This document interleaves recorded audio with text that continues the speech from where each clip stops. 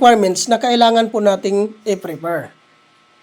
Number 1 po, existing non-professional driver's license, 6 months and above ang validity.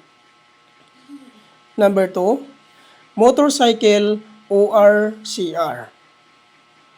Number 3, 2019 and above motorcycle year model. Number 4, NBI clearance. Number 5, 1,000 license down payment.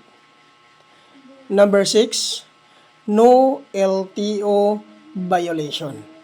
Regarding naman po, kung sakasakaling hindi po nakapangalan sa inyo yung mga motor, ay kailangan nyo lang pong gumawa ng authorization letter, then kailangan ipanotarize nyo po, at kailangan din po guys humingi po kayo ng photocopy 1 valid government ID ni owner at papirmahin nyo po ng 3 beses sa baba si owner.